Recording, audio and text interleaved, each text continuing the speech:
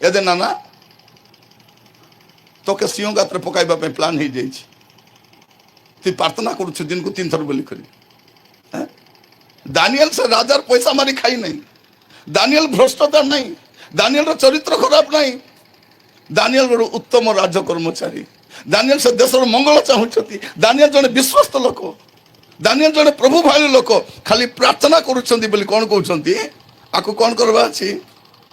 ସିଂହ ଗାତରେ ପକାଇ ଦେବାର ଅଛି। ଆମକୁ ଯଦି କହିତେ ବୋଲେ ଧନ୍ୟବାଦ ବାବୁ କହିଲିସ୍ ତୁଇ 15 ଦିନ ପରେ ପ୍ରାର୍ଥନା ନ କରିତେବେ ବୋଲିଥାନ୍ତୁ ଆମେ। ସତ ନା ନାହିଁ? ଆମେ କ'ଣ ପରିସ୍ଥିତି ଖରାପ ହେଲେ ପ୍ରାର୍ଥନା ବନ୍ଦ କରିଦେଉଛୁ ଆମେ। ଶୈତାନ ସେଟା ତ ଚାହୁଁଛି। ଯେତେବେଳେ କହିଲେ ଦାନିଏଲକୁ ସିଂହ ଗାତରେ ପକାଇବେ, ବାଇବେଲ କ'ଣ କହୁଛି? ଏଟା ଶୁଣିଲା ପରେ ଦାନିଏଲ ପୂର୍ବ ପରି ଆରି ଯେ ପ୍ରାର୍ଥନା କଲେ। ସେ ଜାଣିଛନ୍ତି ତୁମେ ସିଂହକୁ ଡରି ପାରିବ, କିନ୍ତୁ ଯେ ସିଂହକୁ ସୃଷ୍ଟି କରିଛନ୍ତି ତାଙ୍କୁ ମୁଁ ପ୍ରଭୁ ବୋଲି ମାନିଛି। ତାକୁ ପ୍ରଭୁ ବୋଲି ମୁଁ ମାନିଛି। ତମେ ସିଂହକୁ ଡରି ପାରିବ, ମୁଇଁ ସିଂହକୁ ଡରବା ଲୋକ ନାହିଁ, ମୁଇଁ ପ୍ରଭୁକୁ ଡରବା। ଏଟା ପ୍ରଭୁଙ୍କ ଠାରୁ ବିଶ୍ୱାସ। ଆମେ ଖାଲି ଗାଇଲା ବେଳେ ଗାଇ ଦଉଛୁ ଦୃଢ ବିଶ୍ୱାସ ରହିଛି ମୋର। କୋଉଠି ବିଶ୍ୱାସ ଅଛି? ପରିସ୍ଥିତି ଖରାପ ହେଲେ ତ ଥେରେପେତେ ହେଇଯାଉଛୁ ଆମେ। ମୋର ପ୍ରିୟ ଭାଇ ଭଉଣୀ ମାନେ, ମୁଁ ପ୍ରଭୁଙ୍କ ଦାସ ଭାବରେ ଆପଣ ମାନଙ୍କୁ କହିବା ପାଇଁ ଚାହେଁ, ବିଶ୍ୱାସରେ ଅଛନ୍ତି କି ନାହିଁ ଟିକେ ପରୀକ୍ଷା କରି ଦେଖ। ନିଜର ପରୀକ୍ଷା ନିଜେ କରବା। ମୁଁ ବିଶ୍ୱାସ ଅଛି କି ନାହିଁ? ଭଉଣୀ ମାନେ ସମସ୍ତେ ଜାଣିଛ ତମର ବିଶ୍ୱାସ କ'ଣ କରିପାରେ। ବେଳେ ବେଳେ ଚାଉଳ ଟିକେ କମ୍ ଥିବ, ପନିପରିବା ନଥିବ, ପ୍ରଭୁ ଲୋକ ଆସୁଛନ୍ତି, ରାଜା ଚାଉଳ ଟିକେ କମ୍ ଅଛି, ସବୁକେ ଅଣ୍ଟି ଯାଉ ରାଜା ବୋଲା ଚାଉଳ ସରିଥିବ କି? ସବୁ ଖାଇଲା ପରେ ହାଣ୍ଡିରେ ଭାତରେ ଥିବ, ଗ୍ୟାସ୍ କେତେ ହେଉଥିବ, ରଙ୍ଗ ହେଇ ଜଳୁଥିବ। ସର୍ବବେ ପ୍ରଭୁ ଆଜି ନ ସାରୁ ରାଜା, କାଲିକୁ ସରୁ। ଦେଖିବ କାଲିକେ ସରିଯାଇଥିବ ସେଟା। ଯଦି ଆପଣ କହିଥାନ୍ତେ ନାଇଁ ପ୍ରଭୁ 3 ଦିନ ଯାଅ ବୋଲି ଯାଇତା କି ନାହିଁ? ଆମର ବିଶ୍ୱାସ ଗୋଟେ ଦିନ ଆକା। ମୋର ପ୍ରିୟ ମା ମାନେ, ଭଉଣୀ ମାନେ, ମୁଁ କହିବା ପାଇଁ ଚାହେଁ ଭାଇ ମାନେ, ଅନେକ ଥର ଦେଖନ୍ତୁ ଆପଣଙ୍କ ଛୁଆମାନଙ୍କ ଦେହ ଖରାପ ହେଇଛି, ରାତି ବେଳେ କ'ଣ ହେଇଥିବ, ମେଡିକାଲ ନେଇ ପାରୁନଥିବେ, କଲେ ଧରି କାନ୍ଦି କାନ୍ଦି ପ୍ରାର୍ଥନା କରିଛନ୍ତି, ସକାଳେ ପିଲା ଭଲ ହେଇଛି କି ନାହିଁ? ଆମେ ଯଦି ଭାବିଥିବୁ ସକାଳକୁ ଡାବୁ କୁଟି ହେବ, ଯୋଗାଡ଼ କୁଟି କରିବି, ଆଟୋବାଲାକୁ କହିବାର ଅଛି କିଏ ମୋତେ ମେଡିକାଲ ନେଇଯିବ, କେମିତି କରିବ, ଲାଲରେ ପିଲା ଜ୍ୱର କମବ ନାହିଁ, ସିଧା ଡାବୁ ଉଦାର ମାଗି ଆଟୋ ଭଡ଼ା କରି ଔଷଧ ଘେନି ଆଣିବୁ। ଔଷଧକୁ ହିନ୍ଦୀରେ କିସ୍ ବୋଲି କହିବେ? ଦବାଇ ବୋଲିବେ। ଦବାଇ ବୋଲି କିସଟା? ଦବାଇ ବୋଲେ ଦବାଇ ରଖବାଟା। ତମର ବେମାରକୁ ଦବାଇ ରଖବ। ଚଙ୍ଗାଇ ନାହିଁ, ଦବାଇ ସେଟା। ଡାକ୍ତର ବି କ'ଣ କହିବ?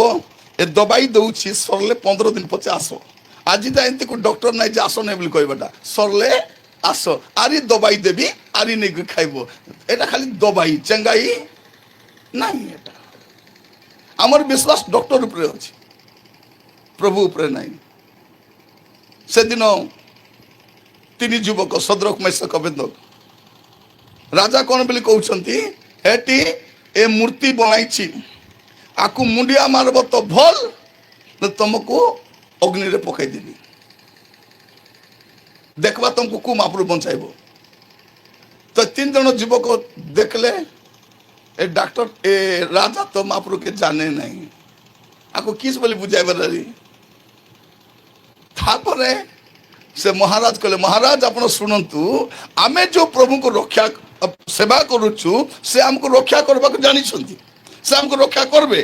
ସେ ରକ୍ଷା କରନ୍ତୁ କି ନ କରନ୍ତୁ ଯାଇ ଆସେ ନାହିଁ, ମାତ୍ର ମୁଣ୍ଡିଆ ମାରବୁ, ଏଟାକୁ କହିବେ ବିଶ୍ୱାସ। ସେ ସୁସ୍ଥ ପ୍ରଭୁ ଯୀଶୁ ସୁସ୍ଥ କରୁଥିବାର ମୋର ପ୍ରଭୁ ନୁହନ୍ତି, ସେ ସୁସ୍ଥ କରନ୍ତୁ କି ନ କରନ୍ତୁ ମୋର ପ୍ରଭୁ ଅଟନ୍ତି। ମୁଇଁ ମାନୁଥିବାରୁ ସେ ମାପରୁ ନାହିଁ, ମୁଁ ମାନୁଥିବାରୁ ସେ ମାପରୁ ନାହିଁ, ସେ ମାପରୁ ହେଇଥିବାରୁ ମୁଇଁ ମାନୁଛି ତାଙ୍କୁ। ମୁଁ ମାନୁଥିବାରୁ ସେ ତ୍ରାଣକର୍ତ୍ତା ନୁହନ୍ତି, ସେ ତ୍ରାଣକର୍ତ୍ତା ହେଇଥିବାରୁ ମୁଁ ତାଙ୍କୁ ମାନୁଛି। ପ୍ରିୟ ଭାଇ ଭଉଣୀ ମାନେ, ଲୋକ ଭାବୁଥିବେ କ'ଣ ଆମେ ଆଦିବାସୀ ଲୋକମାନେ, ଅଶିକ୍ଷିତ ଲୋକମାନେ, ପାଠ ସାଠ ଜାନା ନାହିଁ, ଆମକେ କେ ଭଗବା ବନାଇ ଖ୍ରୀଷ୍ଟିଆନ କରିଛି ବୋଲି ଲୋକ ଭାବୁଛନ୍ତି। ଆମେ ଭଗବା ଆଗେ କହୁଥିଲେ ଦେଶିଆ ଉଲ୍ଲୁ ଭୁଏଁ ଢୁଲୁ ବୋଲି କରି, ଏବେ ଆସ ଆମର ଘରେ ଏମିତି ଖଟ ମନ ଦେବୁ, ନାହିଁ ତମେ ଦେଖି ରାତି ନିଦ ହବ ନା, ସେ ଖାଟକେ ଦେଖିଥିବ। ସେମିତି ଖଟମନ ଆମର ଘରେ ଅଛି। ତ ପ୍ରିୟ ଭାଇ ଭଉଣୀ ମାନେ ଦେଖିବେ ପୃଥିବୀରେ ସବୁଠୁ ଅଧିକ ଶିକ୍ଷିତ ଲୋକ ଖ୍ରୀଷ୍ଟିଆନ, ସବୁଠୁ ଅଧିକ ଶିକ୍ଷିତ ଲୋକ ଖ୍ରୀଷ୍ଟିଆନ, ସବୁଠୁ ଅଧିକ ଜ୍ଞାନୀ ଲୋକ ଖ୍ରୀଷ୍ଟିଆନ, ଅଧିକ ବୈଜ୍ଞାନିକ ଖ୍ରୀଷ୍ଟିଆନ, ଅଧିକ ନୋବେଲ ପ୍ରାଇଜ ପାଇବା ଲୋକ ଖ୍ରୀଷ୍ଟିଆନ, ଅଧିକ ଇନଭେନସନ କରିବା ଲୋକ, ଉଦ୍ଭାବନ ହେଇଛି କି ନାହିଁ ଏଟା ଏଟା ଖ୍ରୀଷ୍ଟିଆନ ଲୋକ, ଏଟା ଖ୍ରୀଷ୍ଟିଆନ ଲୋକ, ସେ ଜେନେରେଟର সেটা মিশা খ্রিস্টিয়ান লোক, হ্যাঁ উড়াজাহাজ খ্রিস্টিয়ান, মোটর সাইকেল খ্রিস্টিয়ান লোক, সাইকেল মিশা খ্রিস্টিয়ান লোক। প্রিয় ভাই মানে কোন করি না ঔষধ খ্রিস্টিয়ান লোক বাহার করছেন। ଆପଣ ଯୋଉ ଯୋଉଟା ନା ନେବେ ସବୁ, ଆମର ଭାରତରେ କଣ ଉଦ୍ଭାବନ କରିଛନ୍ତି? Zero zero. ଯୋଉ ମାଇକ୍ ଧରି ଖ୍ରୀଷ୍ଟିଆନ ମାନେ ଖୁଡୁଛନ୍ତି ସେ ମାଇକ୍ ଖ୍ରୀଷ୍ଟିଆନ ଲୋକ ବନେଇଛନ୍ତି। ସେଇଟା ଯୋଉ ଲାଇଟ୍ ପାଖେ ଠିଆ ହେଇ କଥା ହଉଛି ଲାଇଟ୍ ବି ଖ୍ରୀଷ୍ଟିଆନ ଲୋକ, ଏଟା ଖ୍ରୀଷ୍ଟିଆନ ଲୋକ ବନେଇଲା ଲାଇଟ୍। ଏଟା ଯଦି ଖ୍ରୀଷ୍ଟିଆନ ଲୋକ ଏତିକି ଘୃଣା ଲାଇଟ୍ ବ୍ୟବହାର କରୁ ନାହିଁ, ଅନ୍ଧାର ଘରେ ଥାଉ। ପ୍ରିୟ ଭାଇ ଭଉଣୀ ମାନେ ପୃଥିବୀରେ ଦେଖିବେ ସବୁଠାରୁ ଅଧିକ ଶିକ୍ଷିତ ଲୋକ ଖ୍ରୀଷ୍ଟିଆନ, ସବୁଠୁ ଜ୍ଞାନୀ ଲୋକ ଖ୍ରୀଷ୍ଟିଆନ। ଆପଣମାନଙ୍କୁ କହିବା ପାଇଁ ଚାହେଁ, ଆପଣମାନେ ବିଶ୍ୱାସରେ ଅଛନ୍ତି କି ନାହିଁ ଟିକେ ପରୀକ୍ଷା କରନ୍ତୁ। ବିଶ୍ୱାସ, ଝିଅମାନେ ବିବାହ ପାଇଁ ଜଗବେ ପ୍ରଭୁ, ତେବେ ଜଗାଇବା ପରମେଶ୍ୱର, ନିଶ୍ଚୟ ଜଗାଇବ ପ୍ରଭୁ, ଉତ୍ତମ ପ୍ରସ୍ତାବ ମତେ ଦେବ ପ୍ରଭୁ ବୋଲି ପ୍ରାର୍ଥନା କରି ଫାଷ୍ଟିଂ କରି କରିଥିବେ। ଟିକେ ଡେରି ହେଲେ କାହାକୁ ବିବାହ ଦେଇଥିବେ ବୋଲି ପଳେଇଥିବେ କାହାକୁ, ପରେ 15 ଦିନ ପରେ ପ୍ରସ୍ତାବ ଆଇବ, 3ଟା କାର୍ ଧରି ଆଇବେ, ସେ ଫାଲନା ଘରକୁ ପାଖେ ବୋଲବେ, ସେ ଗଲିରେ ଗଲେ ସେମିତି ଗଲେ ସେଟା ତାଙ୍କର ଘର। ଗଲା ପରେ ମିଠା ଆଣିଥିବେ, ସତେ କାନିଆ ମିଳିଯିବେ ବୋଲିଲା ଭଳିଆ, ଅଧେ କେଜି ମିଠା 3ଟା, ଫ୍ରୁଟ୍ସ କୋଟ ଗାଦା ସବୁ ଆଣିକରି ନମସ୍କାର ବସବେ। ପରେ ତମର ଝିଅକୁ ଟିକେ ବାହାର କର ଦେଖବୁ ବୋଲେ କିସ ବୋଲି କହିବେ, ନାଇଁ 15 ଦିନ ପୂର୍ବରୁ ସେ ଆକା ଭାରି ପଲେଇଛି ବୋଲିବେ। ଦେଖିଲା ବେଳକୁ ଶିକ୍ଷିତ ସଭ୍ୟ ପରିବାର ଆସିବ, ତାର ପୂର୍ବରୁ ଏ ଡେଗାଇ ଦେଇଥିବ କାନ୍ତି। ଏତିକି ଯଦି କାନ୍ତି ଡେଗାବାର ଇଚ୍ଛା ବେଳେ ଯାଇକରି ଅଲିମ୍ପିକରେ ଯାଉନ, ପଲେଇବାର ଇଚ୍ଛା ଅଛି ବୋଲେ। ମୋର ପ୍ରିୟ ଭାଇ ଭଉଣୀ ମାନେ ଟିକେ ବିଳମ୍ବ ହେଇଯାଉଛି, ଆମେ ପୁରା ବ୍ୟସ୍ତ ହେଇଯାଉଛୁ। ଥରେ ମୁଁ ଗୋଟେ ମିଟିଂରେ ଯାଇଥିଲି, ଫେରିଲା ବେଳକୁ ଗୋଟେ ବସ୍ ଷ୍ଟାଣ୍ଡରେ ମୁଁ ଠିଆ ହେଇଛି, ଗୋଟେ ଝିଅ ଆସିଲା, ଆହୁରି କହିଲା ନମସ୍କାର କଲା, ଆହୁରି କହିଲା ଅଙ୍କଲ ମୋର ପାଇଁ ପ୍ରାର୍ଥନା କର, ମୁଁ ବହୁତ ଦୁଃଖରେ ଅଛି। କ'ଣ ହେଲା? ନାଇଁ ଗୋଟେ ପୋଷ୍ଟ ପାଇଁ ପକାଇଥିଲି ମିଳିଲା ନାହିଁ, ମୋର ସବୁ ସାଙ୍ଗମାନଙ୍କୁ ମିଳିଲା ମାତ୍ର ମୋତେ ମିଳି ନାହିଁ ବୋଲିଲା। ସେତେବେଳେ ଶିକ୍ଷାକର୍ମୀ ମିଳୁଥିଲା କି ନାହିଁ, ଶିକ୍ଷାକର୍ମୀ ସେ କହିଲା ମୋର ସବୁ ସାଙ୍ଗମାନେ ପକାଇଥିଲେ ଅଙ୍କଲ, ସବୁକୁ ହେଲା ମାତ୍ର ମୋତେ ହେଇନାହିଁ। ଆରେ କ'ଣଟା ହେବ ତେବେ? ମୁଁ କହିଲି ଝିଅରେ ମା ତୋର ପାଇଁ ପ୍ରଭୁଙ୍କର କିଛି ଗୋଟେ ଭଲ ଯୋଜନା ଥିବ। କି ଯୋଜନା ଅଙ୍କଲ? ଏଟା ତ ହେଇପାରୁନାହିଁ, ଆରେ କିଟା ହେବ ତା? ସେ ପୁରା ବ୍ୟସ୍ତ ହଉଛି। ମୁଁ ତା ପାଇଁ ପ୍ରାର୍ଥନା କଲି, ତାପରେ ତାର ବସ୍ ଆସିଲା ପଳେଇଲା, ତାପରେ ମୋର ଆଡେ ମୁଁ ପଳେଇଲି। ତାର 15-20 ଦିନ ପରେ ଟୋକି ଫୋନ କରି କହୁଛି ଅଙ୍କଲ ପ୍ରେଜ୍ ଦ ଲର୍ଡ ଅଙ୍କଲ। କ'ଣ ହେଲା ରେ ମା? ନାଇଁ ଅଙ୍କଲ ମୁଁ ବ୍ୟାଙ୍କରେ ପକାଇଥିଲି ହେଇଗଲା ମୋର। ବ୍ୟାଙ୍କର ଏକ୍ଜାମ କ'ଣ ଏବେ ଏକ୍ଜାମ ଦେଇଥିବୁ, ବର୍ଷେ 2 ବର୍ଷ ପରେ ବାହାରିବ, କେଟା ଡେରି ରେଜଲ୍ଟ ଆସିବ, ହେଇଗଲା ଅଙ୍କଲ। କେତେ ଦରମାରେ ମା? ଅଙ୍କଲ ଆରମ୍ଭରୁ ଆକା ସେ କହିଲା 27,000 ନା 32,000 କେତେ ବୋଲିଲା। ତତେ ସେ ଶିକ୍ଷାକର୍ମୀ କେତେ ମିଳିତା? ମୁଁ କାହିଁକି କହୁଛି, ପରମେଶ୍ୱର ମଙ୍ଗଳମୟ ଅଟନ୍ତି, ସେ ଆମ ଜୀବନ ଉତ୍ତମ ବିଷୟ। ଯଦି ଆମର ପ୍ରଭୁ ଆମ ପାଇଁ ଏତେ ଉତ୍ତମ ଅଟନ୍ତି, ଏତେ ସୁନ୍ଦର ବିଷୟ ଯୋଜନା କରିଛନ୍ତି, ଆମେ କାହିଁକି ବ୍ୟସ୍ତ ହେବାର ଅଛି? କ'ଣ ପାଇଁ ବ୍ୟସ୍ତ ହେବାର ଅଛି? ମୋର ପ୍ରିୟ ଭାଇ ଭଉଣୀ ମାନେ, ଆପଣ ମାନେ ବିଶ୍ୱାସରେ ଅଛନ୍ତି କି ନାହିଁ ସେଇଟା ଟିକେ ପରୀକ୍ଷା କରନ୍ତୁ। ପରିସ୍ଥିତି ଖରାପ ହେଇଗଲେ ଥେରେପାତି ହେଇଯାଉଛୁ, ଭେଲକି ହେଇଯାଉଛୁ, କେତେବେଳେ ଡିପ୍ରେସନରେ ପଳାଉଛନ୍ତି, ପୁରା ନିରାଶ ହେଇଯାଉଛନ୍ତି। ପ୍ରଭୁ ଆରମ୍ଭ ଶେଷ ସବୁ ଜାଣିଛନ୍ତି। ପ୍ରିୟ ଭାଇ ଭଉଣୀ ମାନେ, ପ୍ରଭୁ ଆମମାନଙ୍କୁ ଅନୁଗ୍ରହ କରନ୍ତୁ। ଖ୍ରୀଷ୍ଟିଆନ ଜୀବନରେ ଦୁଃଖ ଆସିବ, କଷ୍ଟ ଆସିବ, ନିନ୍ଦା ଆସିବ, ତାଡ଼ନା ଆସିବ, ଅପମାନ, ସ୍ୱାଭାବିକ ବିଷୟଟା, ସ୍ୱାଭାବିକ ବିଷୟ। ଚା ଗୁଣ୍ଡ କେବେ ଖାଇଛ? ଚା ଗୁଣ୍ଡ ଖାଇ ହବ? ନାଇଁ କିନ୍ତୁ ଚା ଖାଇହବ କି ନାଇଁ? ଚା ପିଇବୁ ଆମେ ଏ କାଲକାଟା ବାଡେ ଚା ଖାଇବାଟା ବୋଲି କହିବେ। ସେମାନେ ଚା କୁ ମିଶା ଖାଇବେ, ସେମାନେ ପାନି କେ ମିଶା ଖାଇବ, ଜল ଖାବ, ଚା ଖାଇବ, ଚା ଖାବ। ମୁଁ କହିଲି ଏ ଚା କେ କେମିତି ଖାଇବା? ନାଇଁ ଆମର ବେଳେ ଚା କେ ଖାଇବେ। ମୁଁ କହିଲି ଆମର ଓଡ଼ିଶାରେ ପିଇବେ। ନାଇଁ କେବେ ଆପଣ ଚା ଗୁଣ୍ଡ ଖାଇଛନ୍ତି କି? ନାଇଁ, ଚା ଗୁଣ୍ଡ ଖାଇ ହବ ନାହିଁ, କିନ୍ତୁ ଗରମ ପାଣିରେ ଏ ଚା ଗୁଣ୍ଡକୁ ଫୁଟାଇଲେ ବୋଲେ ଟେଷ୍ଟ କେମିତି ଆସିବ? ସେ ବାସ୍ନା ବାହାରିଲେ କୋଉ ଚା ଗୁଣ୍ଡ ଲୋକ ଏଟା ଭୟଙ୍କ ବାସ୍ନା ଅଛି। ବେଳେ ବେଳେ ଆମେ ଚା ପିଇଲେ ଭଉଣୀ ଏଟା କୋଉ ଚା ଗୁଣ୍ଡ ଏଟା? ନାଇଁ ଆଜ୍ଞା ଏଟା ଅମକ ଜାଗାରୁ ଆଣିଛୁ ଭଲଟା। ମୁଁ ଥରେ ଆସାମ ଯାଇଥିଲି, ଆସାମରେ ଦେଖିବେ କେତେ ପ୍ରକାର ଚା ଗୁଣ୍ଡ ଆସିବ, ମାନେ ଭେରାଇଟି ଚା ଗୁଣ୍ଡ ସେଠି। ଆଉ ସବୁ ଚାହା ଗୁଣ୍ଡର ଟେଷ୍ଟ ଅଲଗା ଅଲଗା ଥିବ। ମୁଁ ଦେଖିଲା ବେଳକୁ କେତେଟା ଚାହା ବନେଇ ରଖୁଛୁ, କହିଲେ ନାଇଁ ଏଟା ଅଲଗା, ଏଟା ଅଲଗା, ଏଟା ଅଲଗା, ଏଟା ଅଲଗା, ଏଟା ଅଲଗା। କିନ୍ତୁ ସେ ପତ୍ର ଖାଇବ କି? ଖାଇହବ ନାହିଁ। ତାକୁ ଯୋଉ ଫୁଟାଇଲେ ଯୋଉ ସ୍ମେଲ ଆସିବ, ଖ୍ରୀଷ୍ଟିଆନ ବି ସେମିତି ଆଜ୍ଞା। ଆପଣ ଟ୍ରେନରେ ଯାଇଛନ୍ତି, ଟ୍ରେନରେ ଯେବେ ଯାଇଥିବେ ଦେଖିବେ ଚା କେମିତି ଦେବେ? ଗୋଟେ କପରେ ଗରମ କ୍ଷୀର ଦେବେ, ତାପରେ କଣ କରିବେ? ସେ ବୁଡାଇବାଟା ଦେବେ, ଦେଖିଛନ୍ତି କି ନାହିଁ? ବୁଡାଇବେ, ତାକୁ ଯେତିକି ବୁଡାଇବ ନାଇଁ କି ସେତିକି ଟେଷ୍ଟ ଆଇବ।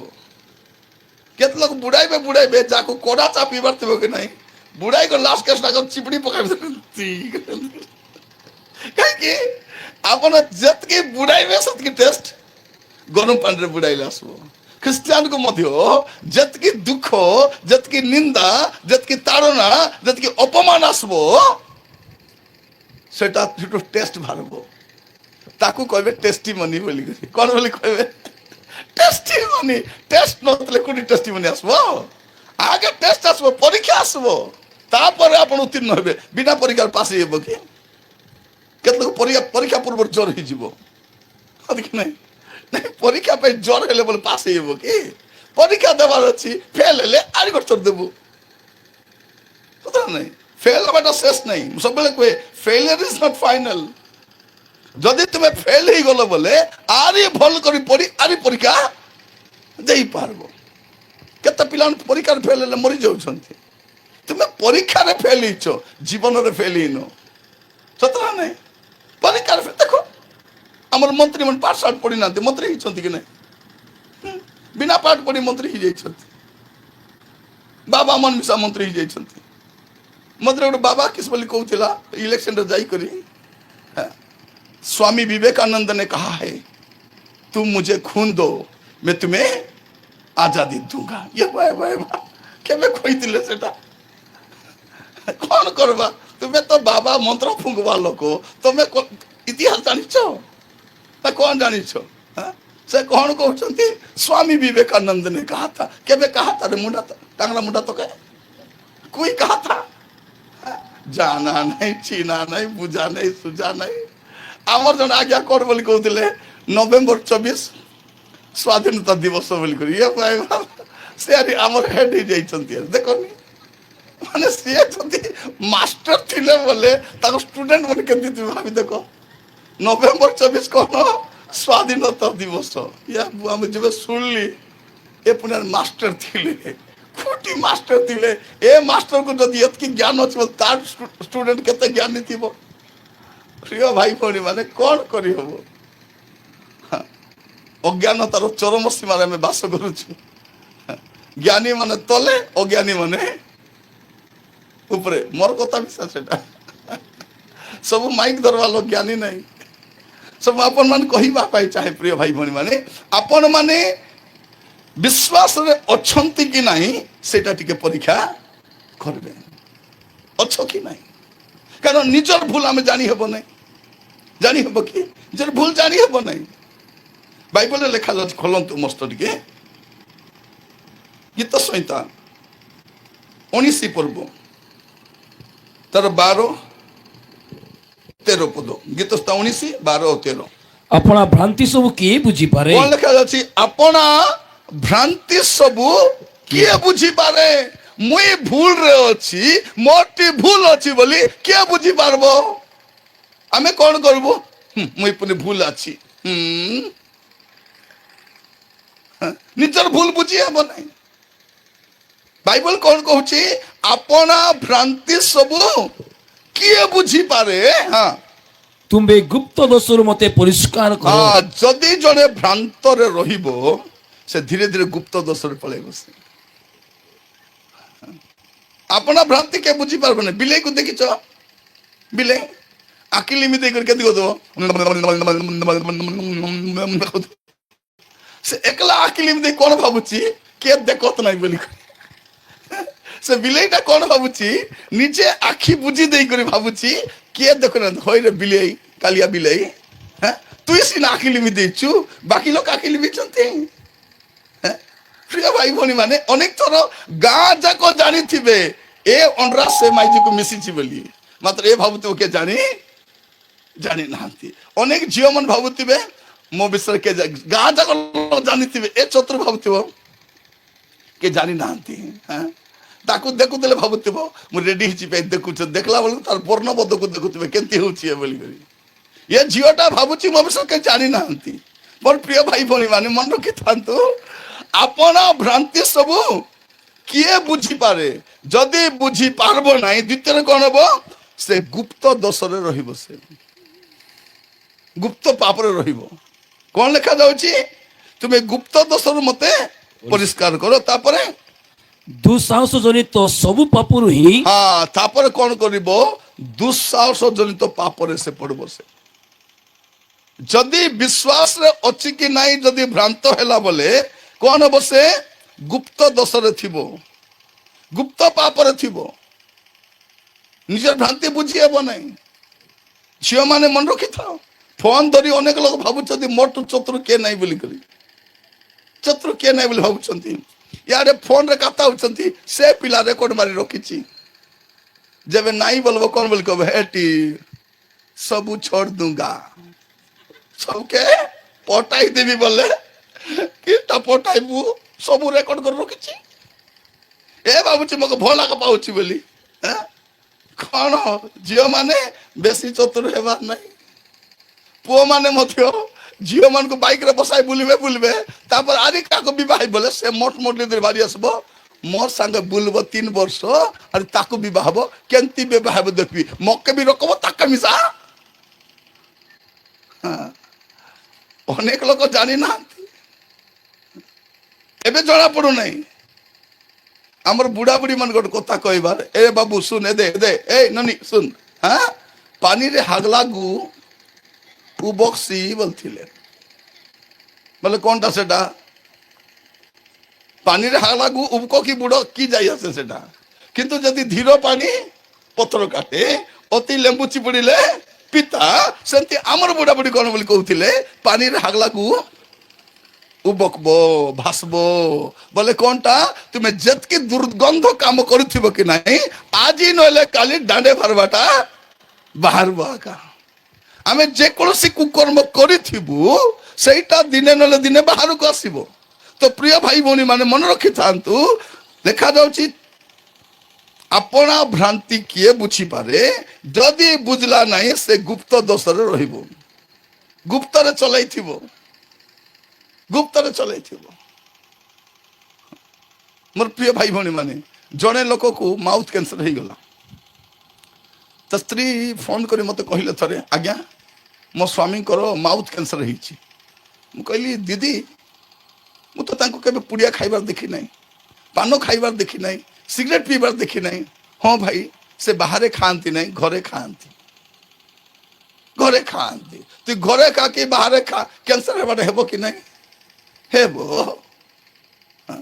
ମୋର ପ୍ରିୟ ଭାଇ ଭଉଣୀ ମାନେ, ଆମେ ଯୋଉ ମୋବାଇଲ, ଯୁବା ମାନେ ଭଲ କରି ମନେ ରଖନ୍ତୁ, ଆପଣ ଯୋଉ ମୋବାଇଲ ଧରିଛନ୍ତି କି ନାହିଁ, ଏ ମୋବାଇଲ ଆପଣ ଯାହା ଦେଖୁଛନ୍ତି ସବୁ ନମ୍ବରରେ ଆସୁଛି।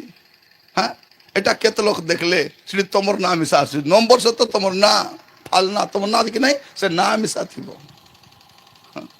ନାଁ ବି ଥିବ। ଆମେ ଯେତିକି କଥାବାର୍ତ୍ତା ହଉଛୁ କି ନାହିଁ, ସବୁ ରେକର୍ଡ ହେଇକରି ଅଛି। ଟିକେ ଯଦି ଗଡ଼ବଡ଼ ହେଲା, ପୋଲିସ ସବୁ ରେକର୍ଡ କାଢବ, ସେ ମୋବାଇଲର ସବୁ ରେକର୍ଡ କାଢ, ପୁରା ଡାଟା ବାହାରିବ କାକେ କାକେ ଫୋନ କରୁଛି। ଆପଣ ହୁଏତ ଡିଲିଟ କରିଦେଇଥିବେ, କିନ୍ତୁ କାଢିଲେ କଣ କରିବ? ସେ ବର୍ଷ ଯାକ, 2 ବର୍ଷ 3 ବର୍ଷ ସବୁ ଫାଇଲ ବାହାରିବ।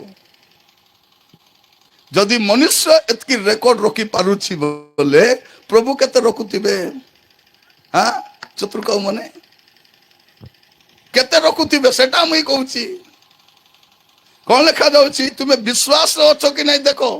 ଯଦି ଭ୍ରାନ୍ତରେ ପଡି ଯାଇଛ ଏବେ, ଆପଣା ଭ୍ରାନ୍ତି କିଏ ବୁଝିପାରେ? ତୁମେ ଗୁପ୍ତ ଦୋଷରୁ ମତେ ପରିଷ୍କାର କର, ଦୁଃସାହସ ଜନିତ ସବୁ ପାପରୁ ହିଁ ଆପଣା ଦାସକୁ ଅଟକାଅ, ତା ସବୁ ମୋ ଉପରେ କର୍ତ୍ତୃତ୍ୱ ନ କରୁ।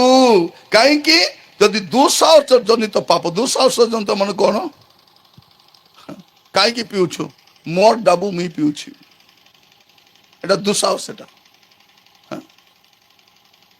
ତୁମେ ତାକୁ କାହିଁ କତାଉଛ? ମୁଇଁ କତାଉଛି, ତମକୁ କାହିଁ ବାଧୁଛି? ଅନେକ ସ୍ୱାମୀ ମାନେ କଣ କରୁଛନ୍ତି? ଭୁଲ କାମ କରୁଛନ୍ତି। ସ୍ତ୍ରୀ ବେଶୀ କହିଲେ ହେଟି ତତେ ଚଲାଉଛି କି ନାଇଁ? ଖାଇବା ପିଇବା ଅଣା କରୁଛି କି? ସୁନାବାନା ଦଉନାହିଁ କି ତତେ? ତୁଇ ତ ଘରେ ଅଛୁ, ତାକୁ ତ ବାହାରେ ରଖିଛି, ତୁଇ ତ ଅରିଜିନାଲ, ସେ ତ ଜେରକ୍ସ କପି। ଅରିଜିନାଲ ତ ତୁଇ, ତତେ ଲେମିନେଟ କରି ଘରେ ମୁଇଁ ରଖିଛି। অফিসিয়ালি তুই, নন অফিসিয়ালি না সে, তার পাই কাইকি চিন্তা লো? এটা দুঃসাহসর পাপ, এটা দুঃসাহস, দুঃসাহস। এবে দেখন্তু থরে থরে দুই থর চার থর কথাবার্তা হেলে এবে কথা নহলে কেমতি কেমতি লাগুছি, কথা নহলে কেমতি কেমতি লাগুছি। সে যদি মনা করদেলে চর্চ আসি মু শুকাই করি, আরাধনা মিশা নাই আর প্রার্থনা মিশা নাই, କିଛି ମୁଁ ସୁଗା। କଣ ପାଇଁ ସେମିତି ହଉଛି? ଏଟା ଦୁଃସାହସ, ଏଟା ଦୁଃସାହସ। ମୋର ପ୍ରିୟ ଭାଇ ଭଉଣୀ ମାନେ, ମୁଁ ଆପଣମାନଙ୍କୁ କହିବା ପାଇଁ ଚାହେଁ, ଆଜି ବାକ୍ୟ ଶୁଣିବା ସମୟରେ ଆମେ ସମସ୍ତେ ପ୍ରାର୍ଥନାର ସହିତ ଆଜିର ବାକ୍ୟକୁ ଧ୍ୟାନସ୍ଥ ଶୁଣିବା, ଆଉ ଆମେ ସମସ୍ତେ ଆପଣା ଆପଣା ବିଷୟରେ ସଚେତନ ହେବା, ଯେ ବିଷୟରେ ଆମେ ଜାଗ୍ରତ ହେବା। ମୁଁ କାଲି ଗୋଟେ ବହିଟା ଆଣିଥିଲି, ଆଜି ବି କହିବା ପାଇଁ ଚାହେଁ, ଗଲାବେଳେ ବହିଟା କିଣିକି ନେବ, ସୁସ୍ଥ ପରିବାର। এটা খালি বিক্রি করবা ପାଇଁ କହୁନାହିଁ, କିନ୍ତୁ ଗୋଟେ ବିଷୟ କହୁଛି, ଏ ବହିରେ ଆପଣଙ୍କର ଗୁଡ଼େ ସମସ୍ୟାର ସମାଧାନ ଅଛି। ପ୍ରଭୁ ବିବାହ କାହିଁକି ସଂସ୍ଥାପନ କରିଛନ୍ତି? ଆଜିକାଲି ବିବାହ ହେବା ଦରକାର ନାହିଁ। ଆଜିକାଲି ଲିଭ୍ ଇନ୍ ରିଲେସନସିପ ବୋଲେ ବିବାହ ନହିଁ ମିଶା ସାଙ୍ଗେ ରହି ହେବ ପୁନି। ଟାଉନ ମଣ୍ଟି ରହୁଛନ୍ତି, ଯେତିକି ଦିନ ଚାହିଁଚା ରହିବାର। ଏବେ ଗୋଟେ ପ୍ରଶ୍ନ ଜଣେ ପଚାରିଥିଲା, ଆଜ୍ଞା ଆମେ ଦୁଇ ଜଣ ସ୍ୱାମୀ ସ୍ତ୍ରୀ ପରା ଥିଲୁ, ଏବେ ଆମକୁ ଇଚ୍ଛା ଲାଗୁ ନାହିଁ, ଆମେ ଅଲଗା ହିଁ ଅଲଗା ବିବାହ କରିବାକୁ, ଅଲଗା ଅଲଗା ବିବାହ ହେବା ପାଇଁ ଇଚ୍ଛା କରୁଛୁ, ଏଠି ପ୍ରଭୁଙ୍କର ଇଚ୍ଛା ଅଛି କି ନାହିଁ? ଆଗେ ତ ମାଇଜି ମନୁଷ ପରା ଥିଲ, ଏବେ আর কিস্তা ଅଲଗା ହେବ? ତା ଆମର ଦେଶରେ ମତେ ପାପ ନାହିଁ, ଏଟା ବିବାହ ନହିଁ ସାଙ୍ଗେ ଥିବାଟା ପାପ ନାହିଁ, ଚୋରି ଖାଇବାଟା ପାପ ନାହିଁ, ଧରା ପଡବାଟା ପାପ। ତ ବିବାହ କାହିଁକି ପ୍ରଭୁ ସଂସ୍ଥାପିତ କରିଛନ୍ତି ଆପଣ ଏ ବହିରେ ପାଇପାରିବେ। ତା ସହିତ କାହାକୁ ବିବାହ କରିବେ ଆଉ କାହାକୁ ବିବାହ କରିବେ ନାହିଁ, ଆଉ ବିବାହ କରିବା ପୂର୍ବରୁ ପୁଅ ଝିଅ କେମିତି ଥିବାର ଅଛି ଆପଣ ଏ ବହିରେ ପାଇପାରିବେ। এই ବହିରେ ଆପଣ ପାଇପାରିବେ ଯେ ବିବାହ କରିବା ପୂର୍ବରୁ କେମିତି ରହିବାର ଅଛି, ଆଉ ବିବାହ ହେଲା ପରେ ସ୍ୱାମୀ ସ୍ତ୍ରୀ କେମିତି ପ୍ରେମରେ ରହିପାରିବେ, କେମିତି। କାରଣ ଗୁଡ଼େ ସମସ୍ୟା ଅଛି, ଗୁଡ଼େ ଟେନସନ ଅଛି, କେମିତି ଭଲରେ ରହିପାରିବ, ଉତ୍ତମ ସ୍ୱାମୀ କେମିତି ହେଇପାରିବେ, ଉତ୍ତମ ସ୍ତ୍ରୀ ଗୋଟେ କେମିତି ହେଇପାରିବେ, ଆଉ ସ୍ୱାମୀ ସ୍ତ୍ରୀ ଆପଣ ପ୍ରେମ ସମ୍ପର୍କକୁ କେମିତି ମଜବୁତ କରିପାରିବେ, ଏ ବହିରେ ଆପଣ ପାଇପାରିବେ। ଆଉ ଯେଉଁମାନଙ୍କ ପରିବାର ଭାଙ୍ଗିବା ଅବସ୍ଥାରେ ଅଛି, ଭାଙ୍ଗିବା ଅବସ୍ଥାରେ ଅଛି, ବାବୁ ମାନେ ତମେ ଟିକେ ତଳେ ଆସି ବସ, ଏମାନେ ପାଇଁ ତାଳି ବଜାଇ ଦିଅ, ହଁ ତଳେ ଆସି ବସ, ଆସ ରାଜା ମାନେ ଆସ ଆସ, ହଁ ବାବୁ ଚେୟାର ଖାଲି ହେଲା, ହଁ ଏତେ ବଢିଆ ପିଲା ଦେଖ, ସେ ପିଲା ଗୋଟେ ପ୍ରାର୍ଥନା କରୁଛି କେମିତି, ହଉ ଠିକ ଅଛି ଆସ, ପୁଅ ମାନେ ଆସ, ହଁ ଚେୟାରଟା ଦେଇଦିଅ, ଦୟାକୁ ସମସ୍ତେ ବସିଲେ ଭଲ ଥିବ। ଆଉ ଏଇ ବହିରେ ଆଉ ଗୋଟେ ବିଷୟ ଆପଣ ପାଇବେ, ଋଣ ମୁକ୍ତ କେମିତି ହେଇପାରିବେ। ଗୋଟେ ଅଧ୍ୟାୟଟା ଅଛି ଋଣ ମୁକ୍ତ ପରିବାର। ଆପଣ ସେ ଅଧ୍ୟାୟକୁ ଯଦି 5-7 ଥର ଭଲ କରି ପଢିବେ, ଆଉ ସେ ଅଧ୍ୟାୟରେ ମୁଁ ଯାହା ଯାହା ସବୁ ବାଇବଲରୁ ହିଁ କହିଛି କେମିତି ଋଣ ମୁକ୍ତ ହେଇପାରିବେ, ସେଟା ମୁଁ ଲେଖିଛି, ଆପଣ ପଢିପାରିବେ। ତା ସହିତ ଅନେକ ବିଷୟ ଅଛି ବହିରେ ଯାହା ମୁଁ ପ୍ରଚାର କରିନାହିଁ, ଯାହା ପବ୍ଲିକ ମିଟିଂରେ କହିହେବ ନାହିଁ, ସମସ୍ତ ବିଷୟ ବହିରେ ମୁଁ ଲେଖିଛି। ଏଟା 16ଟା ଅଧ୍ୟାୟ ଅଛି ବହିରେ, 92 ପୃଷ୍ଠାର ବହି। ଏହାର ଦାମ 150 ଟଙ୍କା, କିନ୍ତୁ ଏ ମିଟିଂରେ ଆପଣ 100 ଟଙ୍କାରେ ନେଇପାରିବେ। ଅଛି ମୋ ପାଖରେ, ଆପଣମାନେ ଗଲାବେଳେ କିଣିକି ନେଇପାରିବେ। ତ ପ୍ରିୟ ଭାଇ ଭଉଣୀ ମାନେ, ମୁଁ କହୁଥିଲି ଆପଣମାନଙ୍କୁ, ବିଶ୍ୱାସରେ ଅଛ କି ନାହିଁ? ଆମେ ବିଶ୍ୱାସୀ, ପ୍ରାର୍ଥନା ତ ଆସୁଛୁ, ଚର୍ଚ୍ଚ ତ ଆସୁଛୁ, ପ୍ରାର୍ଥନା ତ କରୁଛୁ। ଦେଖିବେ କେତେ ଜଣ ପ୍ରାର୍ଥନା କରୁଥିବେ କିନ୍ତୁ ବିଶ୍ୱାସ କରୁନଥିବେ। ପ୍ରାର୍ଥନା ଚାଲିଥିବ, ଅଣ୍ଟା ବତା ପାଇଁ ପ୍ରାର୍ଥନା ଚାଲିଥିବ, ମାତ୍ର ବିଶ୍ୱାସ ନଥିବ। ଥରେ ଗୋଟେ ଆଣ୍ଟି ସେ କହିଲେ, ନିରଞ୍ଜନ ଟିକେ ପ୍ରାର୍ଥନା କରିବୁ ରେ, ମୋର ଏ ଗୋଡ଼ଟା ବିନ୍ଧୁଛି, ଅଣ୍ଟାଟା ବିନ୍ଧୁଛି, ବହୁତ କଷ୍ଟ ହେଉଛି, ଟିକେ ପ୍ରାର୍ଥନା କରିବୁ ତ ବୋଲି ପଇସା ଦେଲେ। 200 ଟଙ୍କା କି 100 ଟଙ୍କା ଦେଲେ, ପ୍ରାର୍ଥନା କର ବୋଲି କରି। ମୁଇଁ ଲାଗି ପଡ଼ି ପ୍ରାର୍ଥନା କଲି ଡୋକରୀ ପାଇଁ। ପରେ ସେ କ'ଣ କହିଲେ, ଉଠିଲେ ଆରେ ରହ ରହ ମୋ ରହ, ତୋ ପାଇଁ ଟିକେ ଲେମ୍ବୁ ପାଣି ସରବତ କ'ଣ ଆଣିଦି ବୋଲି ଉଠିଲା ବେଳକୁ ଆବା ବାବା ବାବା କି ବଥା, କି ଦରଜ, ଏଇଟା ମଲେ ଏକା ଛାଡ଼ିବରେ ନିରଞ୍ଜନ ବୋଲେ। ମୋର ତ ମୁଣ୍ଡ ବିଗିଡ଼ି ଗଲା। ଏବେ ମୁଇଁ ବିଶ୍ୱାସରେ ପ୍ରାର୍ଥନା କରୁଛି, ତୁମେ ବିଶ୍ୱାସ କରୁଛ କ'ଣ ମରଲେ ଏକା? ଅନେକ ଲୋକ ଭଉଣୀ ମାନେ ବିଶ୍ୱାସ ନାହିଁ। ସ୍ୱାମୀ ମଦ ପିଉଛି କି ନାହିଁ, ପ୍ରାର୍ଥନା କରୁଛୁ, ପ୍ରଭୁ ମୋର ସ୍ୱାମୀ ମଦ ଛାଡ଼ି ଦିଅନ୍ତୁ, ରାଜା ଯୀଶୁଙ୍କ ନାମରେ ଛାଡ଼ି ଦିଅନ୍ତୁ, କିନ୍ତୁ ମନ କ'ଣ ବୋଲି କହୁଛି, ଏ ମଦୁଆ ମରଲେ ବି ନା ଛାଡ଼େ ବୋଲି। ଏଟା ଆମର ବିଶ୍ୱାସ। ଯଦି ପ୍ରାର୍ଥନା ବି କରୁଛନ୍ତି ତେବେ ବିଶ୍ୱାସ କରନ୍ତୁ। ବିଶ୍ୱାସ ଆମେ ବାଇବଲରେ ଦେଖୁଛୁ ବିଶ୍ୱାସ ତାର କ'ଣ ସବୁ ହେଇଛି। ତେଣୁ ଆପଣଙ୍କର ବିଶ୍ୱାସ ଅଛି କି ନାହିଁ ସେଟା ଟିକେ ଆପଣ ଏକା ପରୀକ୍ଷା କରିବାର ଅଛି। ଆମେ ତ ବିଶ୍ୱାସୀ, ବିଶ୍ୱାସ ଅଛି କି ନାହିଁ? ଆମେ ବିଶ୍ୱାସ କରୁନଥିବା ବିଶ୍ୱାସୀ ମାନେ ବାଇବଲରେ ଦେଖିବେ, ଯେଉଁମାନେ ବି ବିଶ୍ୱାସ କରିଛନ୍ତି ସେମାନଙ୍କ ଜୀବନରେ ମହତ୍ ମହତ୍ କାର୍ଯ୍ୟ ପ୍ରଭୁ କରିଛନ୍ତି। ତେଣୁ ଆପଣଙ୍କର ପରିସ୍ଥିତିର ପରିବର୍ତ୍ତନ ମଧ୍ୟ ଆପଣଙ୍କ ବିଶ୍ୱାସ ଦ୍ୱାରା ହେବ। ମୋର ଭାଇ ଭଉଣୀ ମାନେ ଦୟାକରି ଶୁଣନ୍ତୁ, ଆପଣଙ୍କ ଘରେ ଯେଉଁ ସମସ୍ୟା ଗୁଡ଼ିକ ରହିଛି ତାର ସମାଧାନ ବି ଆପଣଙ୍କ ପାଖରେ ଅଛି। ଆପଣ ଆଣ୍ଠୁ ମାଡ଼ିକରି ପ୍ରାର୍ଥନା କରିବାକୁ ଆରମ୍ଭ କରନ୍ତୁ। ଆଣ୍ଠୁ ମାଡ଼ି ବୋଲେ ମାଣ୍ଡି ଖୁଟି କରି ହେଲା, ଆଣ୍ଠୁ ମାଡ଼ି ପ୍ରାର୍ଥନା କରିବାକୁ ଆରମ୍ଭ କରନ୍ତୁ। ଦେଖିବେ ଆହୁରି କାନ୍ଦବାକୁ ଇଚ୍ଛା ଲାଗୁଛି, ଆଣ୍ଠୁ ମାଡ଼ି କାନ୍ଦନ୍ତୁ। ବସିକରି କାନ୍ଦିଲେ କିଛି ଲାଭ ନାହିଁ, ବସିକରି କାନ୍ଦି କିଛି ଲାଭ ନାହିଁ। କେତେ ଲୋକ ବସିକରି ଗାଲେ ହାତ ଥାପି କାନ୍ଦୁଥିବେ, କେତେ ଲୋକ ଝାଡୁ କରି କରି କାନ୍ଦୁଥିବେ, କେତେ ଲୋକ ଲୁଗା କାଚି କାଚି କାନ୍ଦୁଥିବେ, କେତେ ଲୋକ ଆତ୍ରି ବାଡେ ବସି କାନ୍ଦୁଥିବେ, କେତେ ଲୋକ ଲାଇଟ୍ ବନ୍ଦ କରି ଅନ୍ଧାର ଘରେ ବସି କାନ୍ଦୁଥିବେ, କେତେ ଲୋକ ଖାଇ ଖାଇ କାନ୍ଦୁଥିବେ, କେତେ ଲୋକ ଗାଧୁଆ ଘରେ ଯାଇକରି ଆରେ ପ୍ରଭୁ ଦେଖୁଛ କି ନାଇଁ ରାଜା ମୁଇଁ କାନ୍ଦବାଟା? ପ୍ରଭୁ କେ ସେଟା ମନ ମୁଇଁ ଦେଖିବି ନାହିଁ। ପ୍ରଭୁ କୁ କାନ୍ଦବାଟା ଦେଖିବେ ପ୍ରାର୍ଥନାରେ ଆଣ୍ଠୁ ପାତି ପ୍ରାର୍ଥନା କରିବାଟା। ବାଇବଲର ବେଷ୍ଟ ପ୍ରାର୍ଥନା କାହାର ପ୍ରାର୍ଥନା? ହାନ୍ନାର ପ୍ରାର୍ଥନା, ମହିଳାର ପ୍ରାର୍ଥନା। ସେ ପ୍ରାର୍ଥନାରେ ଶବ୍ଦ ନଥିଲା, କିନ୍ତୁ କ'ଣ ଥିଲା? ଅଶ୍ରୁ ଥିଲା। ଆଉ ଆମର ପ୍ରଭୁ ଅଶ୍ରୁର ଭାଷାକୁ ବୁଝି ପାରନ୍ତି। ଆମେ ଯଦି ଲୋକର ପାଖରେ ଯାଇ କାନ୍ଦିବୁ, ସେ କ'ଣ କରିବ? 8-4 ଲୋକ କହିବ, ହେଟି ଲୋ ସାବିତ୍ରୀ ନାନୀ ନାଇକି ଆସିକରି କାନ୍ଦୁଥିଲା ଲୋ, ମୁଣ୍ଡ ବିଜାର କରିଦେଲା, କୁଆଇଁ ଦେଲା କାନ୍ଦି କାନ୍ଦି କରି, କେତେ କାନ୍ଦୁଥିଲା ଲୋ, ମୁଇଁ ମିଶା କାନ୍ଦଲା ପରେ ଟିକେ ମୁଁ ଶୁକାଇ ଦେଲି ମାତ୍ର ବୋଲଦେବ ସେ। ପରେ 4 ଲୋକ ଫୋନ କରିଦେଇଥିବ ସେ। କିନ୍ତୁ ପ୍ରଭୁଙ୍କୁ ଆମର ସମସ୍ୟା କହିଲେ 4 ଲୋକ କହି ବୁଲିବେ କି ନାହିଁ? କହି ବୁଲିବେ ନାହିଁ। ଆମର ପ୍ରଭୁ କ'ଣ କରିବେ? ସମାଧାନ କରିବେ। ତେଣୁ ଆପଣ ମାନେ ବିଶ୍ୱାସ ଅଛ କି ନାହିଁ? ଯଦି ଆମେ କ'ଣ କରିବୁ? ଆପଣ ଭ୍ରାନ୍ତିରେ ରହିବୁ, ଧୀରେ ଧୀରେ ଗୁପ୍ତ ଦୋଷ, ତାପରେ ଦୁଃସାହସ ପାପ କରିବୁ, ଆଉ ସେଇଟା ଆମ ଉପରେ କର୍ତ୍ତୃତ୍ୱ କରିବ। ତାପରେ କ'ଣ ଲେଖା ଅଛି? ପୁଣି ମହା ଅପରାଧରେ ସେ ପଡ଼ିବ, ପରିଷ୍କୃତ ହେବ ନାହିଁ। ଦେଖିବେ ବିଶ୍ୱାସ ଜୀବନରୁ ଲୋକ ଧୀରେ ଧୀରେ ଏକା ତଳକୁ ଯିବ, ଗୋଟେ ଦିନ ପଛଘୁଞ୍ଚା ହେବ ନାହିଁ। ଭଉଣୀ ମାନେ ଆପଣ 3-4 ସପ୍ତାହ ପ୍ରାର୍ଥନା ନ ଆସିଲେ ଆଉ ଯିବାକୁ ଇଚ୍ଛା ଲାଗିବ ନାହିଁ। ଲାଗିବ କି ଯିବି ନାଇଁନି, ଆଜି ମେଘ ହେଇଛି, ଆଜି ଖରା ହଉଛି, ଆଜି ମାଉସ ରାନ୍ଧିବାର ଅଛି, ଆଜି ପିଲା କାନ୍ଦୁଛି, ଆଜି ଆଟା ଦୁକା ଅଛି, ବାହାନା ଗୋଟେ ସମାଜ ସେଠି ଯାଉଥିବ। ସେ ଯିବ ନାହିଁ। ଏ ସ୍ୱାମୀ ମାନେ ଯିବେ କି? ଏ ମନ ନାହିଁ। ଗସ୍ତଲେ পেটକୁ ଡେରି ଦେଇକରି ବମ୍ବଲି ଦେଖାଇ ମୋବାଇଲ ଦେଖି ଦେଖି ବସିଥିବେ। ଟିକେ ଚାଉଳ ମିଳୁଛି କି ନାହିଁ? ଉପକା ଚାଉଳ ମିଳୁଛି, ସରକାର ଚାଉଳ ଦେଉଛି, ସୁଭଦ୍ରା ଡାବୁ ମିଳୁଛି, ଆରେ କି ଡାବୁ ମିଳୁଛି କି ନାହିଁ? ସେ ଡାବୁ ମିଳିଲା ଲୋକ କାମ କରିବାକୁ ଯାଉନାହାନ୍ତି ଆଜିକାଲି।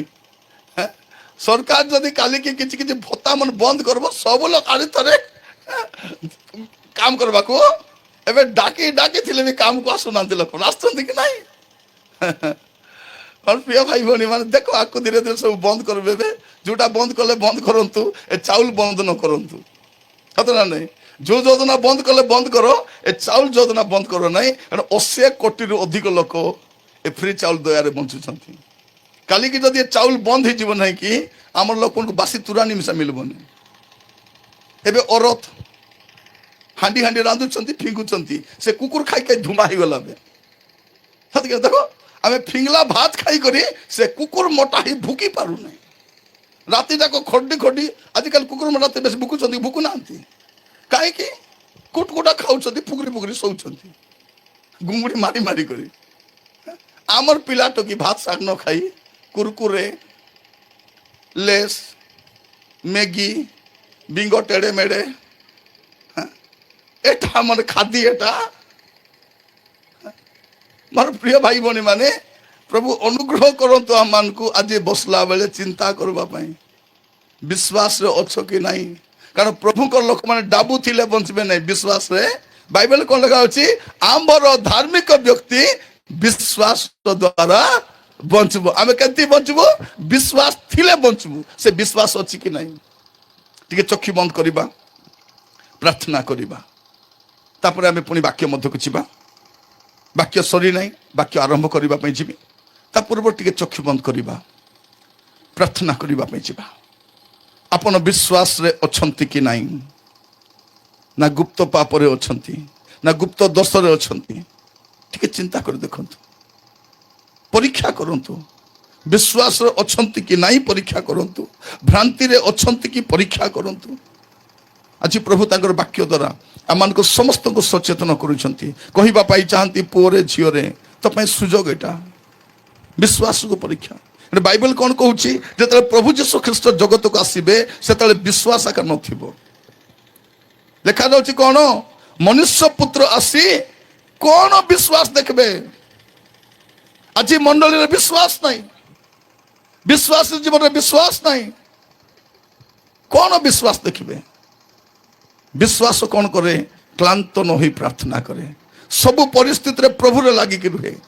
ଆଜି ଆମେ ପରିସ୍ଥିତି ଖରାପ ହେଲେ ଛିନ୍ନ ଭିନ୍ନ ହେଇଯାଉଛୁ, ପ୍ରାର୍ଥନା ଆସିବା ବନ୍ଦ କରିଦଉଛୁ, ବିଶ୍ୱାସ ଜୀବନରେ ଆମେ ଟଳମଳ ହେଇଯାଉଛୁ। ପ୍ରାର୍ଥନା କରିବା, ଆମର ପ୍ରଭୁ ଆମ ପାଇଁ ଯଥେଷ୍ଟ ଅଟନ୍ତି। ପଦେ ମୁଁ ପ୍ରାର୍ଥନା କରିବି, ସମସ୍ତେ ଚକ୍ଷୁ ବନ୍ଦ କରିବା।